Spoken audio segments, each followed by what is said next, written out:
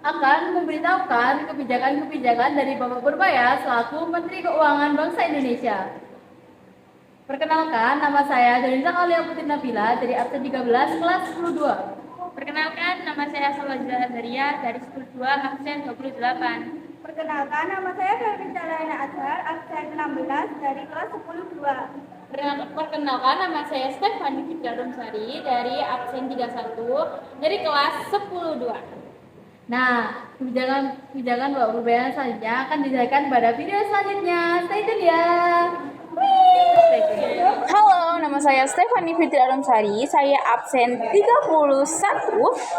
Jadi di sini saya ingin memberitahu ke kalian semua tentang kebijakan dari Menteri Keuangan kita, yaitu Pak Purbaya, yang berjudul Pengusulan Anggaran Kemenkeu 2026 untuk Stabilitas Sentai Fiskal dan Inclusion. Jadi tujuannya itu apa sih sebenarnya? Jadi tujuannya yaitu untuk menjaga keuangan negara tetap stabil dan mendorong ekonomi untuk gerak maju dan tetap adil. Ada dampak positifnya loh.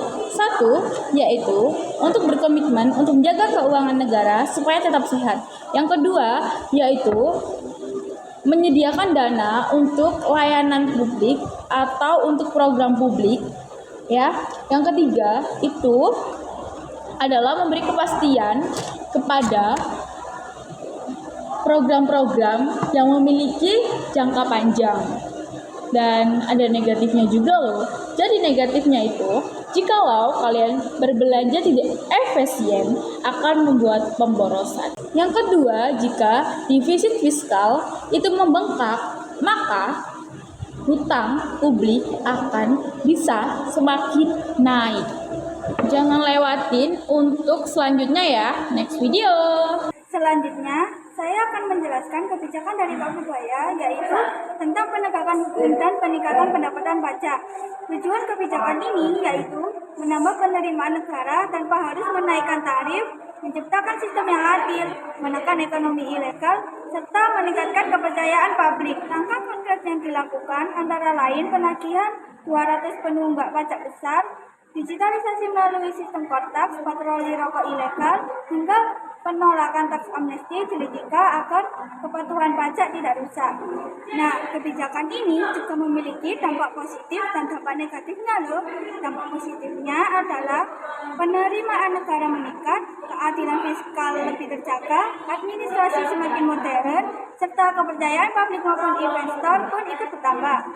Sedangkan dampak negatifnya yaitu potensi beban berlebih bagi usaha kecil, proses hukumnya panjang, resiko penyalahgunaan wewenang oleh oknum aparat, serta resistensi dari wajib pajak besar yang bisa memperlambat pemasukan negara. Nah, saya akan menjelaskan salah satu kebijakan Menteri Keuangan Pak Purbaya yang ketiga, yaitu kebijakan pemajakan transaksi digital. Kebijakan ini dibuat untuk menarik pajak dari aktivitas ekonomi digital seperti belanja online, layanan streaming, iklan digital, dan transaksi di e-commerce. Tujuannya adalah untuk meningkatkan penerimaan negara dan menciptakan keadilan perpajakan antara usaha digital dan usaha konvensional. Kebijakan ini mempunyai dampak positif. Pertama, penerima negara bertambah. Kedua, keadilan pajak bagi semua pelaku usaha. Ketiga, transaksi digital menjadi lebih transparan. Tapi ada juga dampak negatifnya. Harga produk digital bisa naik karena pajak dibebankan ke konsumen. UMKM digital mungkin kesulitan menyesuaikan aturan dan ada risiko daya saing menurun jika pajak dianggap terlalu tinggi. Jadi kebijakan ini penting untuk menyesuaikan perpajakan dengan perkembangan zaman, meskipun tetap ada tantangan yang harus dihadapi.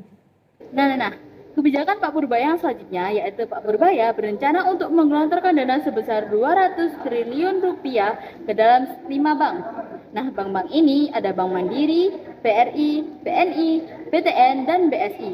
Tujuannya yaitu untuk mendorong bank lebih agresif dalam menyalurkan dana ke dalam sektor real. Nah, ini tuh ada dampak positifnya nih.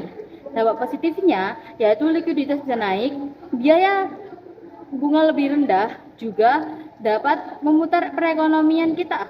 Nah, tadi kan kita sudah membahas tentang dampak positifnya nih. Sekarang kita bergeser ke dampak negatifnya. Dampak negatifnya yaitu dana bisa mengendap jika tidak disalurkan dengan baik, dan juga kinerja bank dapat menurun atau memburuk. Dan likuiditas berlebihan juga dapat memicu tekanan inflasi dan juga tekanan fiskal bila tak efektif. Sekian dari kelompok kami. Jikalau ada salah kata, kami mohon maaf. Bye-bye. Semoga ilmu yang kita sampaikan dapat bermanfaat.